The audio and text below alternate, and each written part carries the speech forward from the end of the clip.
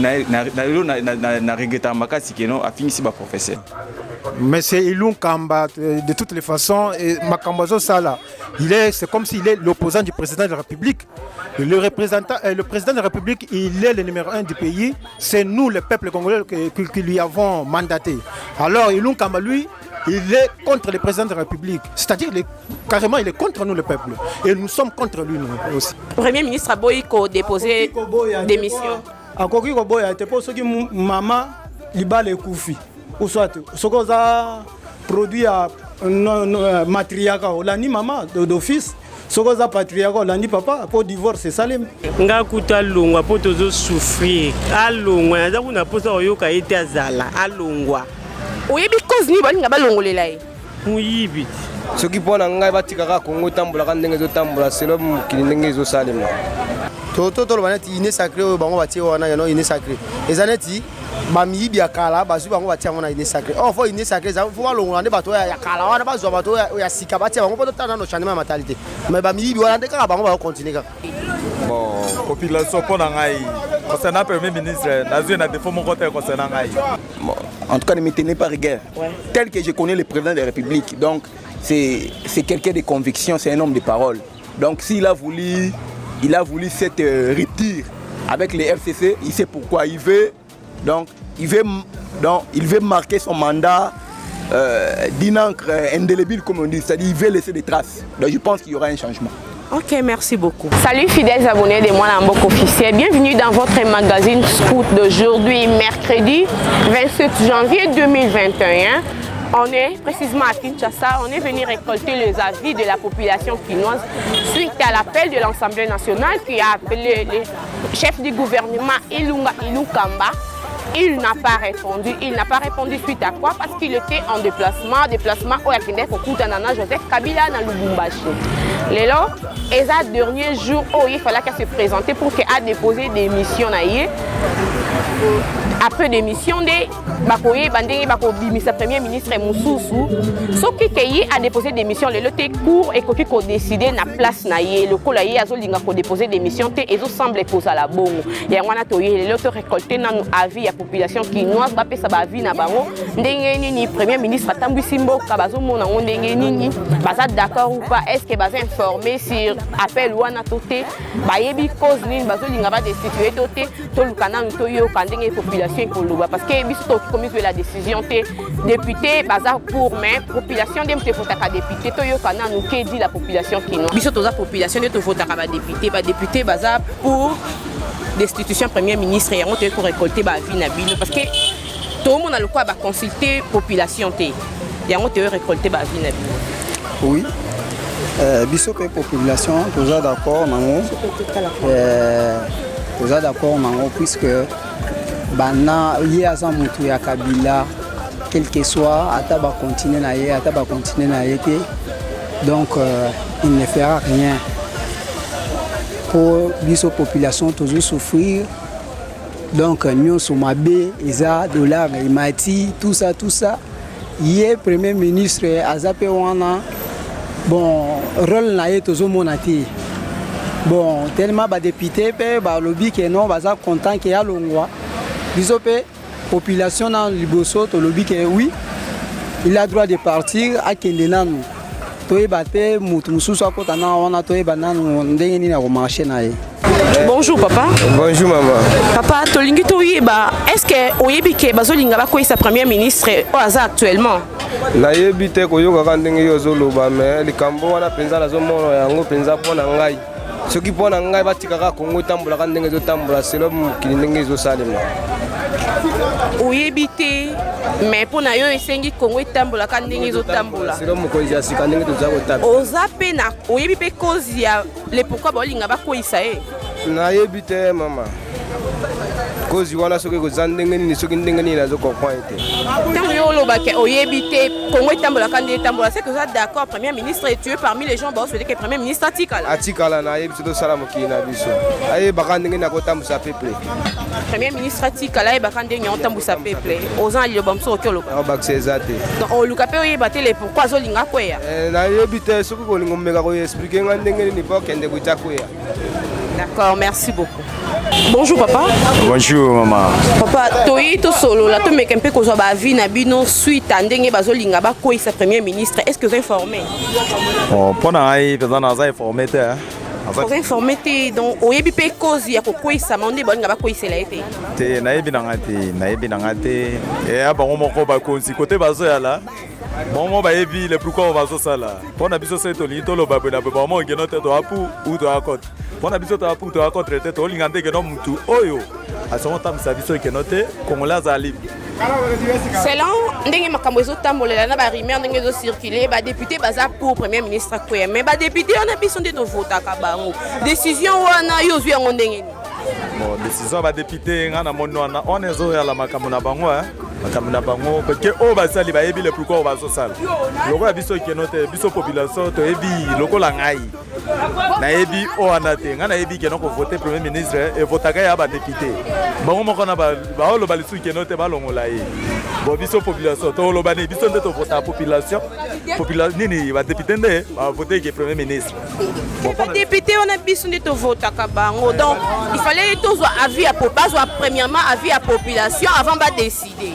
Bon, population pour ngai concernant premier ministre nazo na défaut mon côté concernant ngai on est tali makambo etali bango pour ngai na éviter parce que na voter na ngai député na voter premier ministre té moment ba moni que non c'est le temps na bango ba moni que non premier ministre azo sa makambo moko oyekesani ya bango kaka me biso to senga ka ke note ba lukela biso mutu oyo asango mema biso bien esili. Bonjour papa toye biso toza presque ko récolter avis à population suite à ndenge bazolinga ba ko sa premier ministre. Est-ce que vous êtes informé? Ngana za informé na akoya te ça ne change rien parce que aza déjà membre de FCC. Ça ne change rien dans quel sens? Quoi peut-être oya Simon la membre FCCT. Bon bon toto lo baneti ine sacré bango batie wana yano ine sacré ezaneti bamibi ya kala bazu bango batie wana ine sacré fo ine sacré za fo balonga nde bato ya kala wana bazwa bato ya sika batie bango poto tana no changement mentalité mais bamibi wana ndeka bango ba continuer kaka. Est-ce que cause ya kokwea na yo yebi yango?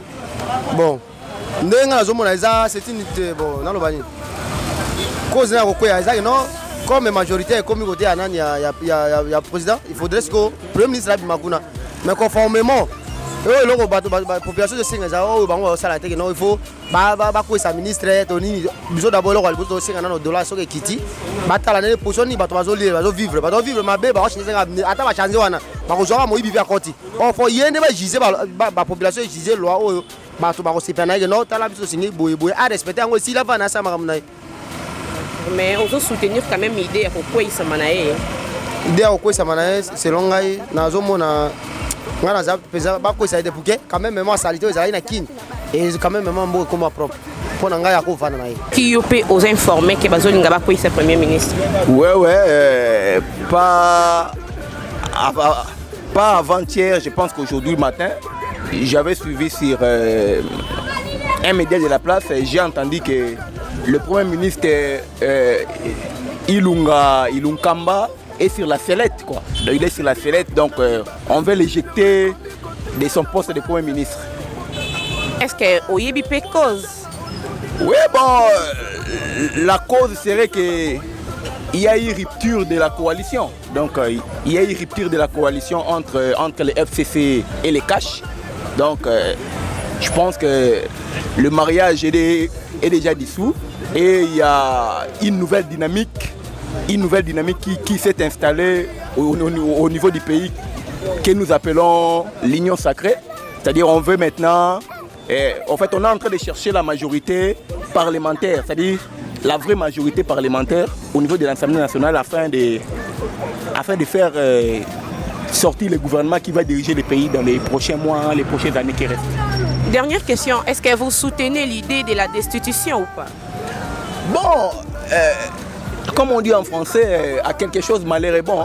Donc, tout Congolais conscient sait que les pays ne marchent pas. C'est-à-dire, l'économie ne marche pas. Donc, il n'y a pas vraiment de l'espoir parce que nous, beaucoup avaient crié à son excellence le président Félix Tshisekedi. Donc, ils espéraient beaucoup que quand celui qui vient de l'opposition radicale prend le pays, donc prend le pouvoir, donc il y aura des changements.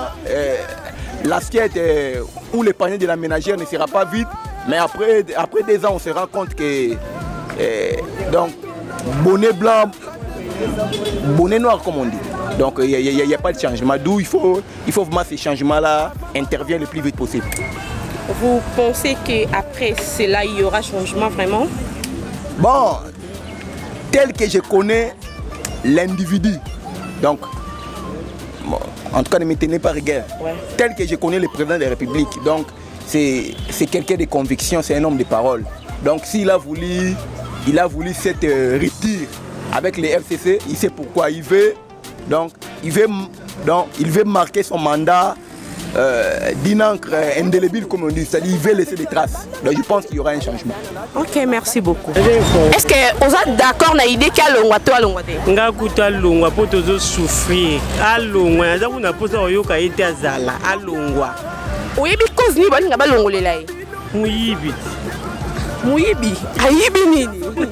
Aso détourné mbongo Congo. Ah bon?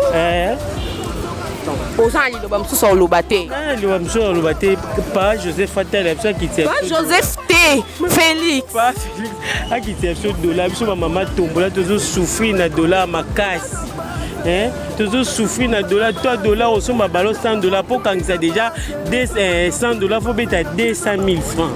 Donc tu as bénéfice sur qui n'a aucun amour au sommet les mois. Donc au côté. Banda côté va promettre et l'homme aura ça tout le monde. Merci beaucoup tous après to lingi to yeba ceux qui opposent informer que bazo linga ba ko sa premier ministre. Ah ben pour la ngai pour la ko ça ou bien protéger misa ezate ke o kaka premier ministre ezala ba to belé pour faut balongola pour la musala etamula malamu ceux qui président a besoin que musala etamula malamu mutu nyonso oyo azosala mabe il faut écarter kobanda na bureau na yeti na suka.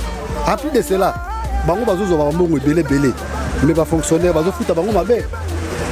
Est-ce que oyebi pe cause yango bazolinga ba ko isela ye? Bon eza matoyi mangongi pour la mukonzi azalaka mobele moko soki ozoyoka makambo ya mokonzi te fa longola yo mpona matoyi mangongi oyo ya premier ministre aza kosala yango wana nde bazolinga bakwisa ye. Non, ozo soutenir idée wana ya kokweyisama na ye? Nazo soutenir mutu nyonso oyo azali na bato ya misala na ye oyo bazosala epai na ye ke bazosala malamu te baza matoyi mangongi il faut balongola bango mpona misala etambola malamu eza kaka mpona premier ministre te eza na bandako babanda misala partout patron aza patron pour le moment président aza patron ya RDC mobile donc soki amoni ke yo osala malamu te alongoli atie mutu mosusu na ndenge wana. Merci beaucoup papa. Bonjour papa. Bonjour. Papa tolingi toyeba soki os informé sur des destitutions premier ministre. Oui, bien sûr, tous informé la destitution premier ministre.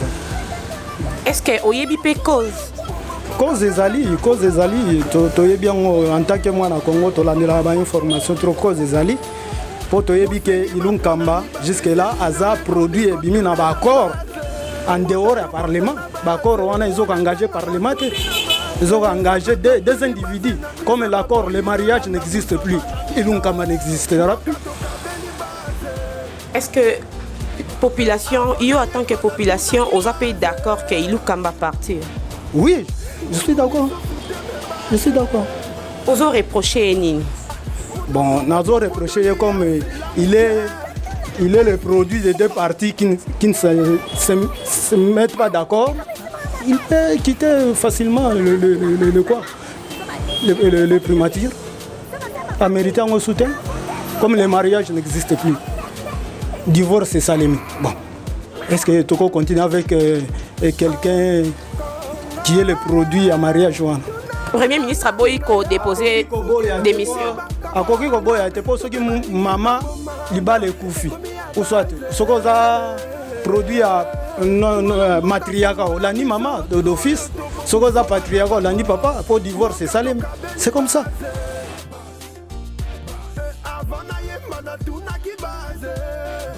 aux peuple congolais, aux congolaises, les nationalités. Ce ceux qui posent informé que Balingi Balongola, chef à gouvernement, ministre, premier ministre actuel. Oui, nous allons informer que Balingi Balongola. Est-ce que Oyebi cause? Ah, cause azobo mamboka, azane loko malonga azosala tazobo mamboka, yangwana Balingi Balongola. Ce que ndenge yo Oyebi cause kazobo mamboka, azane loko malonga te, ozo soutenir idée wana toza contre. Oui, nazo soutenir yango. Est-ce que ngana ki kolinga ba boma mboka? Ponga nazo vivre na mboka oyo ngai Congo. Ali nandima ke ye mutu azobebisa mboka nga pe nandima ke na soutenir ye jamais. Aza ye moko te aza chef à gouvernement aza na bateau bazo sala na ye moko ndem to boma mboka. Est-ce que ya yaka abonya timole libulu to asali lo mwa mabe aza soutenir na bateau quand même. Oui, kasi yenda za mutu a 30. Yenda za mutu a 30 ba wana baza sima na ye. Yenda za mutu a 30 ngana utala ndeye. Donc balongola ye ka balongola ye. Balongoli il faut espérer que maman va changer. Le lobby de balongoli le lobby sur tout na micro balongola sous ya. Oui, bon tocha ka keli ka epa ya Nzambe mais o wana pe wa koya soki pa sali ka mabe to kolobaka balongola ye. En tout cas, merci beaucoup maman. Papa tolingi tozwa avis ya population ndenge yoza congolais boye. Soki oyebi ke balingi ba destituer premier ministre. Bon en tout cas ndenge na moni fo atika po azoko raté. Azaba incapable. Banda abanda eloko malonga afta les alités. Pour soulever maman moins incapable. Est-ce que oyebi cause bazolinga balongolela? Mais cause banda abandi donc solution mo malonga zo matin.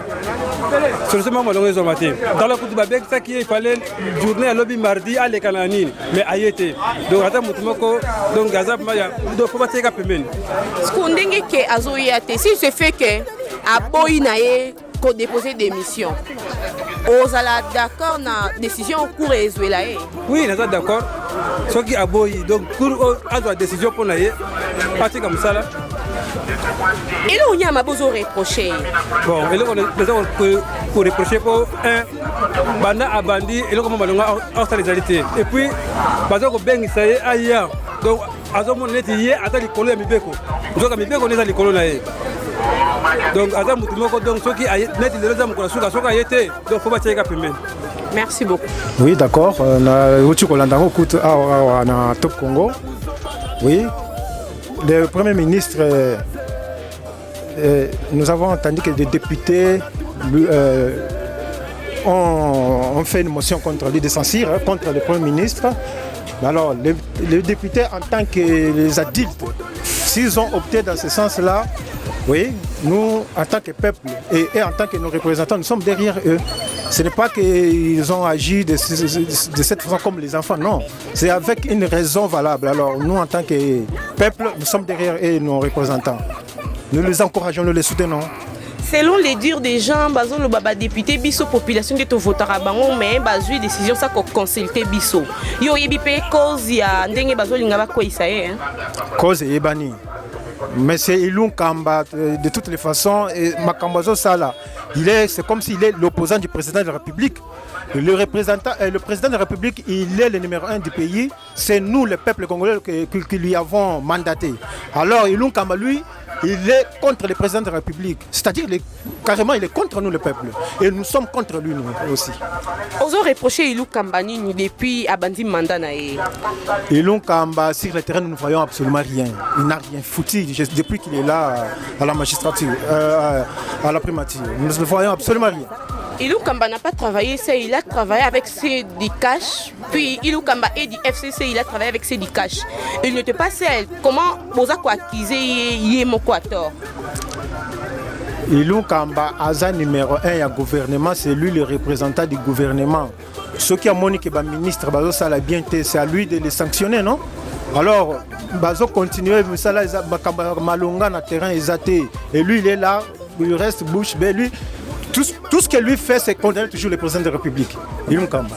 Donc, s'il se fait que à se présenter dans les lotés, à déposer des missions, au proposer Cournine. Alors là, c'est une mission qui revient maintenant à l'Assemblée nationale. C'est l'outrage à l'Assemblée. Dans ce cas, l'Assemblée va saisir la justice. Oui, le Ilung Kamba n'est pas au-dessus de la loi après tout. Oui, je suis informé. Comme mon Amboka Nyoso, on a informé la décision. Oui, il y a cause. Bon, cause des azali fruit ya nini ya coalition. La coalition c'est Katani. Donc automatiquement faut qu'il y ait prochain premier ministre actuel incompétence. Aza incompétent. Aza dirigé par Moutou. Il faut la diriger par Moutou parce que c'est grâce à Moutou Ndenge à se retrouver place à Zali. Non, la politique est bonne. Moutou pour la yena Zali. C'est-à-dire aux injonctions mboka pour na Moutou moko azate na kati ya nini. Donc c'est-à-dire que non rozo ate au kamba mboka na ba ordre ya Moutou.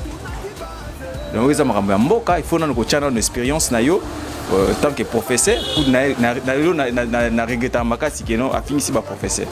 Si c'est fait que Aboy a déposé des missions dès les derniers jours, vous soutenir l'idée à court? Mais Aboy a ndeni. Aboy a ndeni. Pétition c'est un député donc c'est-à-dire que non pas qu'ende. OK, merci beaucoup. OK. Bonjour maman. Bonjour. Maman, ceux qui posent informer que le Premier ministre le ministre actuel, Premier ministre actuel. Ah, on a informé. Aux informés. Donc ce que vous informez c'est que vous avez cause.